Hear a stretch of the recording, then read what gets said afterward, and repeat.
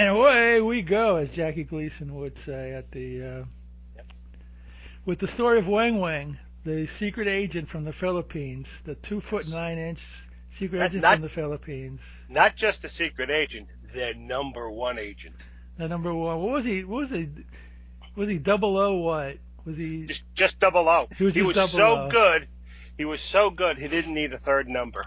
That's how good he was. Hey, this guy wiped out an entire army in this movie. This Weng Weng, not just with guns, but with his feet and hands and sword fighting and his magic steel hat. Yeah. There was also a flying saucer and. Yeah. I mean, I think this movie was supposed to be a comedy. I hope so. I hope so. Because it was again. We're back in the Philippines for your height only, which I imagine it came out right after for your what was it? What was for your eyes only. For your eyes only. Yeah. With lots of music, kind of like fake Bond themes going on, and stuff like that. Yeah. This the Bond film For Your Eyes Only came out in '81, as did this movie. So they probably saw it and just did a knockoff of it. They sure as hell didn't spend a lot of time on the script or money. Looks like. Yeah, or money. Yeah, you see the same couple of cars showing up in multiple scenes.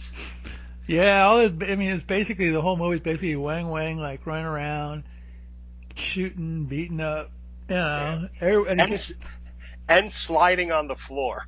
Sliding on the floor.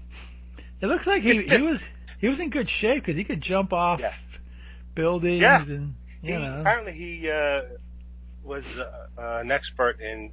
Well, I don't know about an expert. But he knew karate. He studied karate. Yeah, so he was rather athletic for a little guy. A little guy, because usually they have difficulties with their limbs and joints. Not this guy.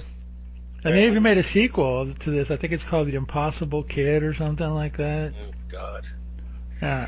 So this is little Weng Weng being James Bond. Yep. What can I tell you? Another oddity from the Philippines, a land of many strange things. Yeah, it was fun though. You liked it? Yeah. Did you get some laughs out of it? It was. Oh my God! It was crazy and weird, and half the time you're like, "Who's this character?" He dealt with several women, and you're like, "Who's she?" And who's like in the first part, he saves. First it starts out with this scientist being kidnapped. Yeah. Who has, wait, before you get there, my favorite part was when he met the reporter girl, the one who showed him the photos. Yeah. And they're walking down the hall. They're jogging, and she goes, and he says, "What do you do?" "Oh, this." "And what do you do?" "Well, I'm a reporter. I also do sequestered porno." And I'm like, "What is sequestered porno?" I have no clue. I don't even dare go on the internet and type that in because I might get arrested for it or whatever. Yeah. But anyway, yes. Dr. What was the guy's name? Dr. Kohler? No, was it Dr. Kohler? Yeah. Yeah, something like that. He's flying into the Philippines and they kidnap us. Yeah, and apparently they talk into one of those 80s mirrors, like those infinity mirrors with the lights dimming to go on into infinity. That's where you talk to the bad guy, Mr. Giant. You know what cracked me up though? Okay, this is one of the when they capture him, they want Mr. Giant wants a formula for his N-bomb. Yeah, now, the N-bomb. That has a different meaning these days when you drop the N-bomb. You know what I'm saying? Yeah. We're not allowed to do that anywhere, but this is a different kind of N-bomb. Maybe the neutron bomb. Maybe I don't know. Yeah. So the scientist is kidnapped. So then they call in their best agent, Agent 00, who's Weng Weng. Yeah. Not just Weng, but he's Weng Weng. Yeah. And they give him the head of the secret society, I guess, gives him all these gadgets. One is there's X-ray glasses. The hat. He gets the hat. Yeah, the hat he gave. the odd job kind of hat. The guy's funny. He's talking to him, and all Weng Weng's doing is looking at him like he doesn't understand the language. And then every once in a while he nods. Yeah. And then at one point the guy goes, "You don't say much. I like that." Whoever dubbed this, I don't know if it's We're having a good time with this. Yeah, he had a fun time. So then he's like showing him the pen. It's like, this is your next weapon is this pen. You know, it whatever, shoots bullets. Doesn't write, but you can't have everything. And then he gets. I think those excuses were used in real James Bond movies now. You know, he gets a belt buckle. It says, and you want to keep this handy. It's a belt buckle. Oh, it has so many uses, like cutting through steel. Like holding up your pants. Yeah. Oh my God, so funny. So then he's out and he's investigating the evil syndicate, the bad guys. Yeah, there's there's 3 levels of bad guys, you know, but we'll get to them as we get along. You know. First off, apparently everybody in the Philippines knows some form of martial arts except the bad guys. Yes, they're not good at it. They are taken down. What's because they're evil? Yeah, well, yeah, obviously. Or maybe just misguided. He also has a poison ring that detects any poison in the. He has a gold ring. Yes, that's right. The detects any poison. Yes. And then there's a jetpack he puts on at one time. That's later on. That was later on. Yeah. Oh my God. Anyway, so he's checking out the syndicate and he sees this woman walking. I guess he was following her or whatever. Yeah. And then he sees a guy up in a building with pointing a gun at her. So he's trying to kill her. So he rescues her and saves her. And shoots the guy, I think. I think he shoots the guy. I don't know. That or the guy who runs away. I forgot. So anyway. Yeah, her name is. Was this Irma? Was that the first one? Irma? No, Irma is the plan. She's the agent. She's the agent. Okay, this is Lola, who's a prostitute. Her name was Lola. She was a showgirl. So he's talking to her, and she's telling him like, "Oh yeah, this." I get shot at least once or twice a day because the evil. So this is like the ground level. That's life in the Philippines. You just get shot at every once or twice a day, and they kidnap you maybe if you're not lucky. So she's telling him, they run a prostitute ring and do other things, and they wanted her to join so they could use her body, as a prostitute. Yes, well, they wanted to pimp her out. And then she says, and they're also involved in kidnapping and bread baking. Yeah, and I'm like, yes. And they're involved in bread baking, as we find out later. She decided not to join the group, and I'm like, I don't think a syndicate like that, it's going to take no for an answer. You do it. Yeah. So anyway. He starts fighting and picking off the henchmen and doing his karate thing. There's one scene where some bad guys are following him and he goes into I guess it's like one of the little carnivals that pop up. Yeah, that's later, a little bit later on. Yeah. And they're shooting at him, but he's having this fight, and you can see there's a couple of scenes where, in order for him to do this over the jump over someone's body and stuff, the bad guy has to help him and hold him. Yeah, of course. He has to carry him and pick him up. Yeah, of course. I mean, hey, it's only, it's just a polite thing to do, I guess. And he also kicks a lot of bad guys in the groin. Well, he is a little guy. Yeah, so that's probably. I'm surprised he didn't punch him in the nuts or whatever.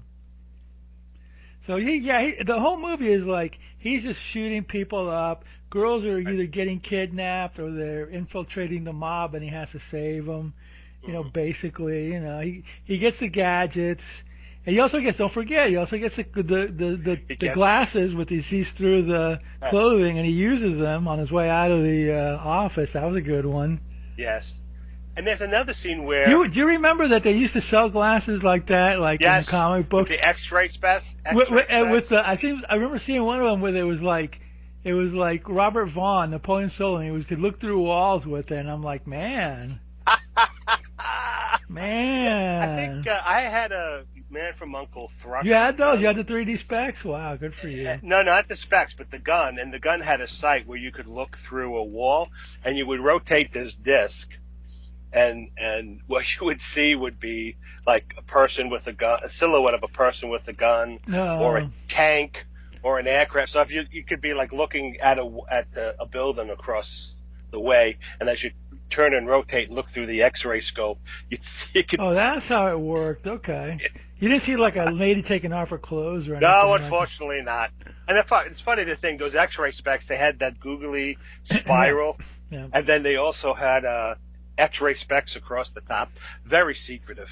Yeah. Always in comic books, including with the specs and the sea monkeys and all that other.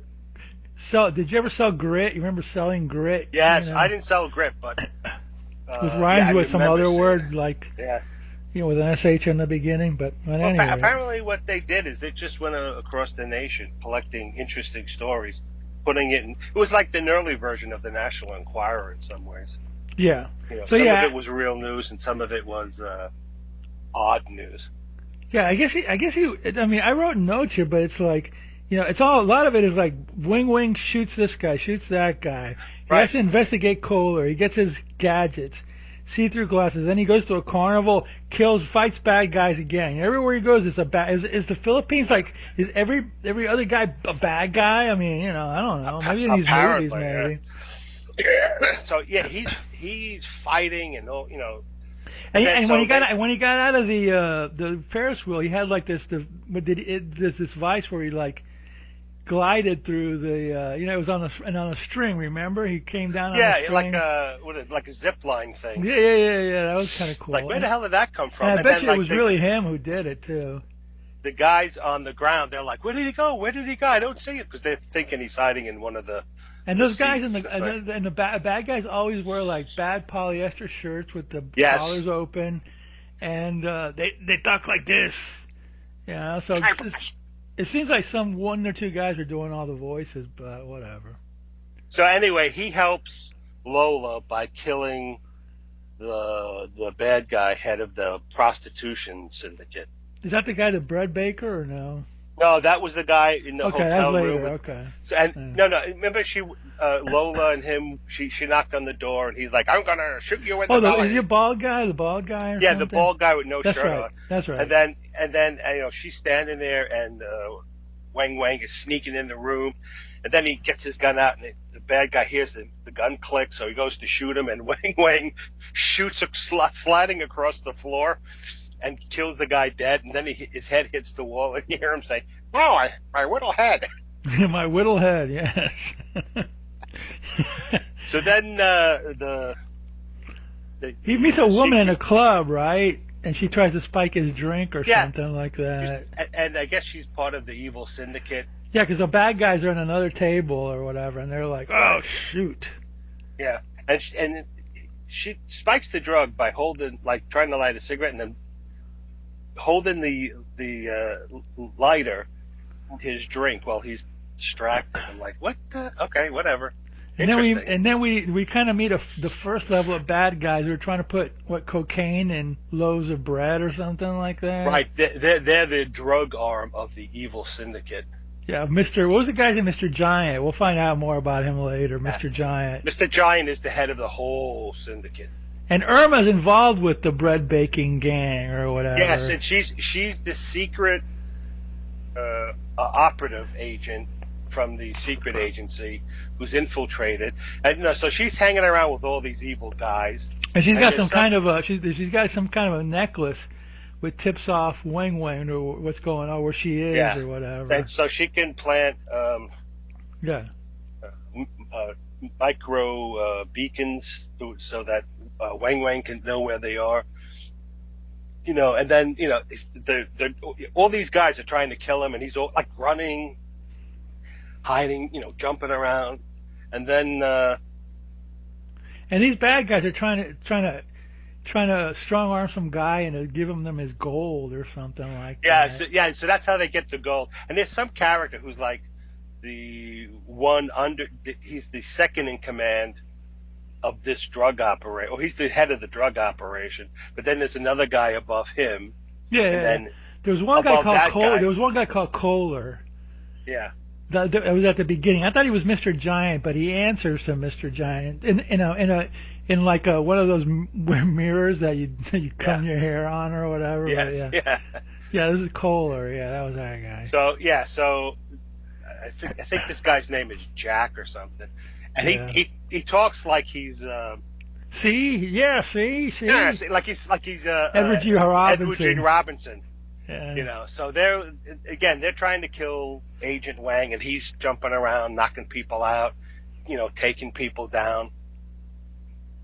And they're like, Ed, he goes, we might have a Judas in our groups. Yes. And Jack goes, what? You don't trust your own team? Oh, wow, that's despicable. You're the blame because you're the ones hiring them. And it's like in this group of evil men, the only woman is Irma, the secret agent. And it's like she was the last one hired. And it's like, wouldn't you be suspicious? Only one lady, And then she's at night. Apparently everybody stays in the compound except her. She goes home. Yeah. And then she's hanging out with. You would think that if she was the only female, she'd be some kind of a prostitute or something. But no, yeah. she was part of the gang or whatever. Yeah. So then she's. They're out dancing with Weng Weng. Well, Weng Weng shows up at the gold heist and saves the gold dealer from all that. Right. Right. And then Weng Weng goes to a disco. Weng Weng goes to a couple of discos in this. Right. And one of them he goes with Irma, and they're all suspicious of her. And they're like, hey, where have you been? We haven't seen you for a couple of days. She goes, I had a sick mother. And he's like, yeah, very nice. He says, well, she is my mother. Okay. Yeah. So then, so they get the guys, and they realize she's a plant, yeah. Yeah, because they're following her on her date with Wang. Yeah. And so then they take her and they kidnap her, and they're like, "What were you?" And Jack is like, "How could you do this to me? I treated you like my own kids, even though you're screw ups." yeah, basically, yeah. So they chase him and stuff like that, but Weng Weng, dispatches of them in his way. They chase him into a hotel, and then he's trapped, but he gets an umbrella, and he jumps off. Yes, he jumps. They're trying to capture him in the hotel. He defeats the bad guy, knocks him out. He goes into a room, because there's other bad guys coming up waiting for him. Yeah, right. He goes into a room and he looks, and he's like a couple of 10 stories up, and there's a woman in there. She's looking at him, and he's always going shh, putting his finger to his mouth, telling her to be quiet. So he looks. Then he goes outside, and the one bad guy had an umbrella, which was also a gun. So then he goes in, he puts the umbrella down, starts making out with the girl. Yeah, right. She's like, and then he jumps out the window, opens the umbrella, jumps out the balcony, and you see him floating down, but it's not very smooth. So you see him banging into the building and stuff. Yeah. And then he lands on the Jeep, and the two bad guys get into the room, and they look down, and he's on the top of the Jeep waving them goodbye. There was another scene that was funny when he was in the disco with Irma, and they were dancing and stuff. She said something like, "Oh, you're so little and cute, like a potato." Yeah, like a potato. Yeah. Oh my God.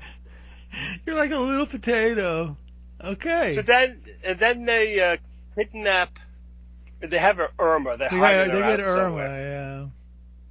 And so then he goes to, like you said, the reporter, who's also a part-time porn actress, and she tells him where they are. And then there's more. Then they see there's some guys hanging out at her office or at her house. So then she and Wang do a bunch of like kung fu. That's when everybody in Philippines. Everybody was kung fu fighting. They were except the bad guys. They're terrible. All the bad guys do. They had guns. Who needs kung fu when you got guns? Kung fu, gun beat kung fu. I guess. Yeah, that's why when you watch all these kung fu movies, a lot of times there's no guys with guns. Yeah, hold on for a second.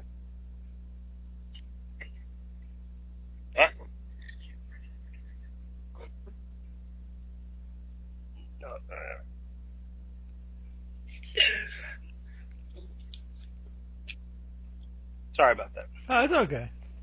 So, well, I was gonna say that's why you see in all kung fu movies all these guys without guns, because if guns win. That's true. Anyway. So anyway, he goes to the he goes to Hidden Island. No, you're getting way ahead of yourself. We're not yet Hidden Island. Yeah, we're still like let's see. He jumps off the car. Bad guys. He goes to the disco. They kidnap Irma, but and then they figure out that pendant of her is the signal, so they take it off. Oh yeah, I forgot all that. Yeah. And that's when Weng Weng shows up, and they tie him up in that box. Yes. But he ends up getting out anyway. He's got a knife in his boot so he can cut himself free of the bonds, and then he's got this a rope that he sticks on the side of the box, which opens, and they light it on fire, and it burns through and creates a opening that he comes out. And then the guy sitting on the box watching him, he gets knocked out, and then he's fighting everybody in the.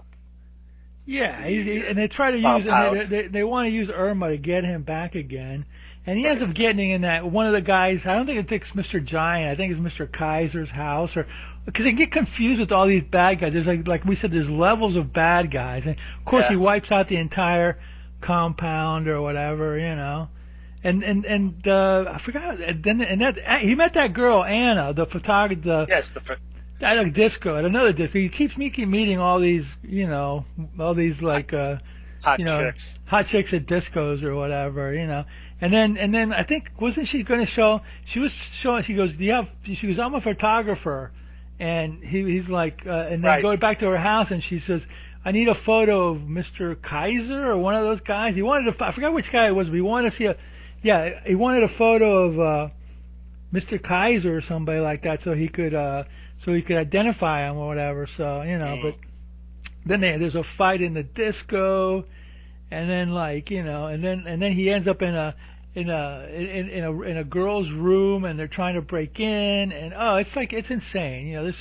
There's so many things going on in this movie that it's hard to keep up with it or whatever. He's constantly fighting bad guys and saving girls or whatever, which is fine, which is bonding. And that's what most of it is, him running around, jumping, fighting people, sometimes kissing girls and stuff. So I have to. Sometimes it was confusing. Like, it is confusing. Which is this guy, and which is that guy? And, the bad guys confuse me. There's levels of them. Yeah. So, but he ends up in a girl's room or whatever, and somebody's trying to break in because he's running away from the bad guys or whatever. And then he tells the girl to be quiet, and then the guy comes in, he shoots him, and then the girl goes, "Oh, you're really hot. Let's get it on," or something like that. And you're like, "Thank God they cut that scene." And I didn't want to see. Yeah, that's right. She's in a towel or something. Yeah. He takes his shirt off, and that guy's got big nipples. Wow. That was creepy. That was creepy. Anyway, and then it cuts to like a scene where he sees Marilyn, the police reporter. That's the one that does some kind of movies on the side or whatever, sequestered movies on the side or whatever. But she's playing like racquetball or something, and he starts talking to her, and then he says, "You have pictures of the bad guys?" And she goes, "Yeah." And then this is the guy, and that's when the next scene is when they're walking, they're running through the sea, and the bad guys that go after him or whatever, and he follows them down the street. And I think he ends up shooting one of these bad guys in another scene, and he finds the card, and he goes inside, and then he finds the directions to the compound where Mr. Giant is, I believe. Okay. I think he killed Mr. Kaiser somewhere along the way. This gets really confusing, you know what I mean? It does, and because you don't know who is who in relation to each other. Well, you don't know who Mr. Giant is until the end, but you gotta. Right. But after a point, okay, this is going to be a wah wah, not a Weng Weng, but a wah wah. Right, but it's like, okay, so it'll switch. So like, all right, who's this guy in relation to everybody else? How is he? I mean, the only guy I know who seems to mention Mr. Giant is the Mr. Kaiser. Mr. Kaiser. Yeah, Mr. Kaiser. And there's that one scene where Weng Weng is trying to escape from the guys, and a black woman picks him up in a car. Right. And she just drops him off in the middle of nowhere. Right. And then guys start chasing him, and then that's when he goes into Mr. Kaiser's place or whatever, you know. And that's not even Mr. Giant yet. That's just Mr. Kaiser. Right. You know. And that's when he jumps off a bridge. Or something. They made this little guy do everything. He jumps off a bridge. It's like, you know. Yeah. And Mr. Kaiser has Irma, you know. So he's also trying to save her, you know. But he sends Irma to Mr. Giant. This is so confusing. You have to watch this thing to figure it out. So Irma's in and they still got the nuclear scientist there. Right. In Mr. Giant's house, and they're getting ready to dispatch him if he doesn't spill the beans or whatever. They're going to kill both, feed them both to the shark inch by inch. Yeah. So at some point, when Weng Weng gets in the house and he kills like Kaiser and all these people, he finds directions, like a crappy hand-drawn map to the island of Mr. Giant, right? Yeah. So he goes back to his directive, and he goes, I got something for you. Here's a jetpack. Yes. Okay. Here's a jetpack, and he goes like, and Weng goes, well, here's the directions to the place. I want you to, in X amount of hours, send like, you know, a bunch of agents there, so because we're gonna have to fight it out. Yeah. So of course, you know, he gets on his jetpack, lands on Mr. Giant's house, and he fights a bunch of guys. Finally, he gets to Mr. Giant's kitchen. Of course, Mr. Giant is a little guy too. He's a dwarf, not a man. But he's bigger than Weng Weng, though, by about a foot maybe or something. Yeah. So they have a knockdown, drag-out fight where Mr. Giant is defeated. Yeah. And then, it's more mayhem with him, you know, shooting people.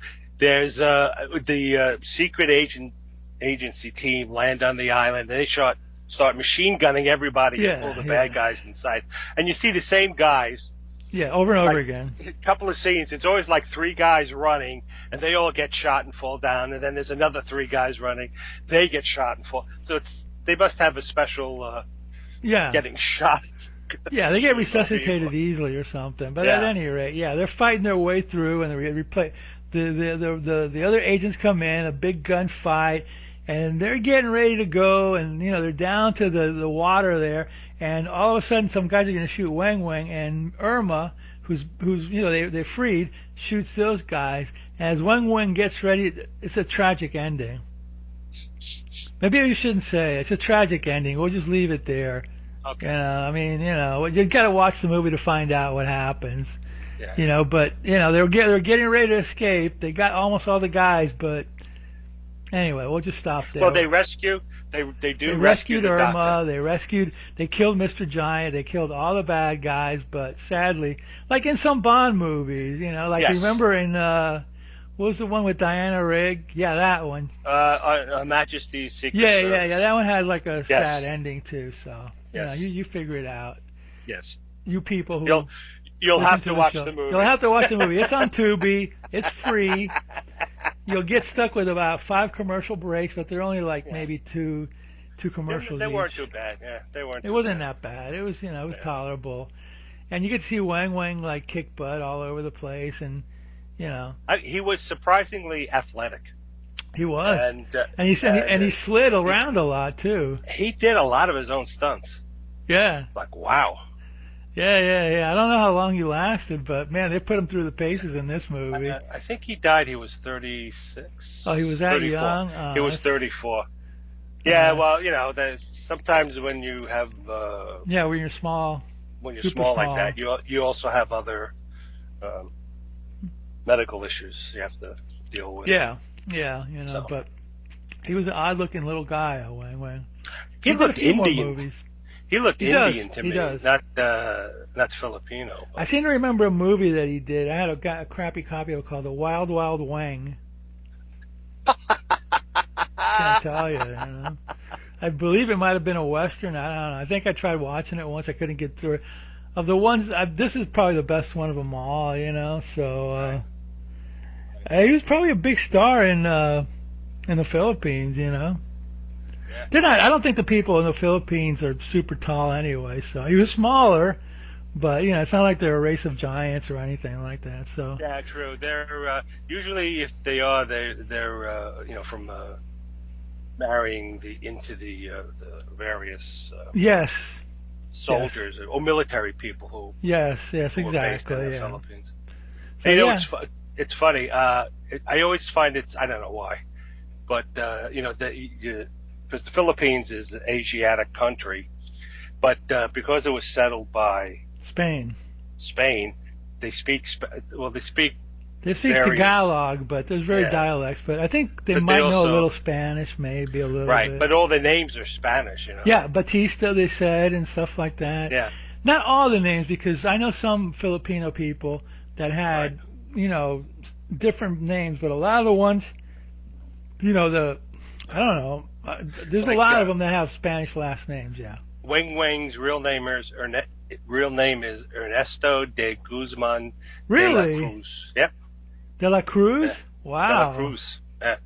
Well, there was like directors like Eddie Romero and Jerry De Leon and people like that. Of course, they're from Spanish heritage, and they're Catholic. I mean, I don't know if the whole country is Catholic, but the Spaniards went in there, and and it's interesting. I mean, I've seen some Filipino people that they don't look as Asian as others, but there's islands where there's Chinese immigrants and stuff, so they're more Asian looking. It's an interesting country. Right.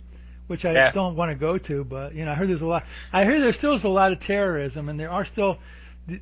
Some guys did a documentary once, and they're just driving on a bus down the road, and they get stopped by kidnappers. So there's still a lot of that stuff. It's a wild country, I'd be scared to live there or whatever, and a lot of people want to leave because Yeah. Anyway, so it's this is a funny movie. If you're in the mood for a cheeseball movie and you got a few beers, this is a funny one.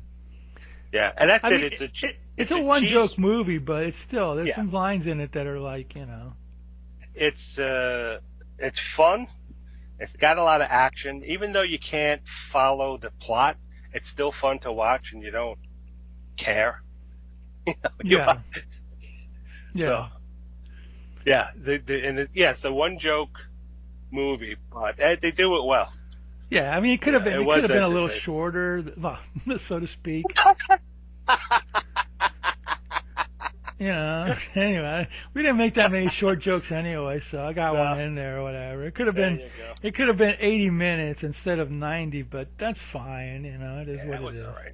Yeah. It was produced by Dick Randall, who did produced a lot of B movies through the world or whatever. So it has his signature style. I'm sure. I don't know where it was dubbed, but it probably was dubbed in the Philippines. They speak English there a lot too. Yeah. Soldiers always going there and landing there, and Right.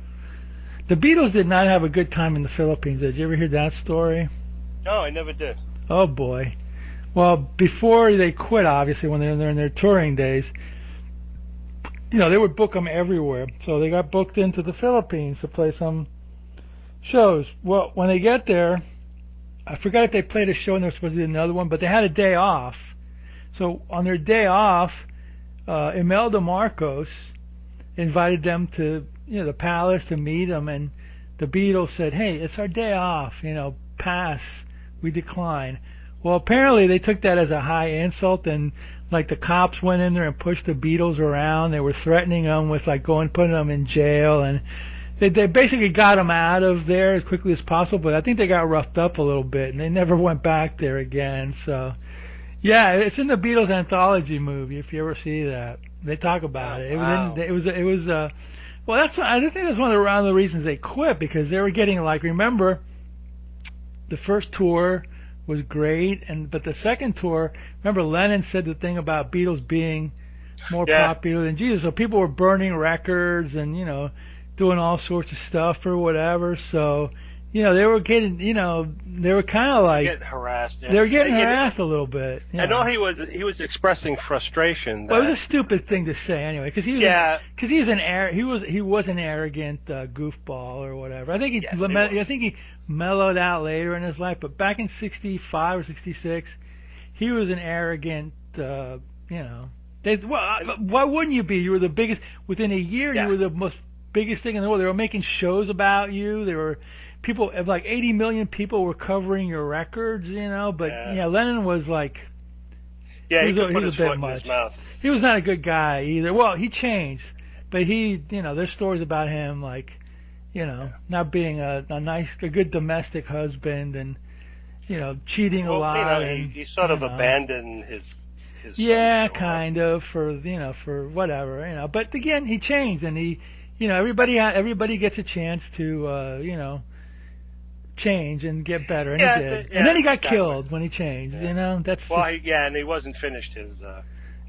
So it's a sad story in the end, but very talented guy. But that was part of their thing. They were getting hassled in the U.S. It was record burnings, and and the thing was didn't this have problems with like the government because they would like follow him around because of drugs or whatever?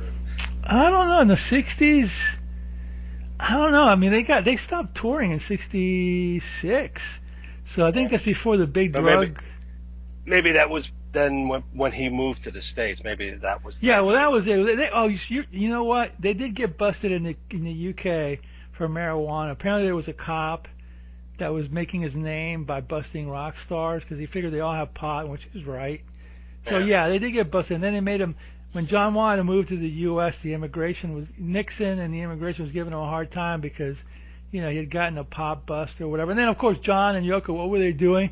They were hooking up with, like, Abby Hoffman and all these guys, and doing all these anti-government and anti-Nixon. So what do you expect, John? Yeah, exactly. You expect everybody to open arms. Meanwhile, you're, like, dissing the government. But anyway, that has nothing to do with Weng Weng, except that, the Beatles did get harassed in the Philippines, and John did get and Paul did get arrested in Japan for having pot. And he spent a week in jail or something like that. So, and after that he said he would never smoke anything again. And of course, that was not true. Just listen to his voice these days, and you'll see that it's not true. Anyway, back to Weng Weng. Yeah, he made other movies, and he's legendary now. Well, so to speak. Some guy did a documentary in search of Weng Weng. It's online, I think. It was like, so he got his notoriety there. But So For Your Height Only, man, good movie. Check it out. For Your Height Only, yeah, it was fun. That's a perfect B movie where you put it on. You don't really have to follow. You can get up and go to the bathroom. You don't have to stop it. You can go get a beer. Exactly. You don't have to stop it. It's just like, it's just a lot of fighting and jumping around, and it is what it is. But all right, well, that's all we got for this show. That's it. We've been going to the Philippines for 2 weeks now. We need to go to another country, maybe. Yeah, another Who knows? country. Yeah. Who knows? But anyway, we'll be back in a couple of weeks, and in the meantime, watch more B movies.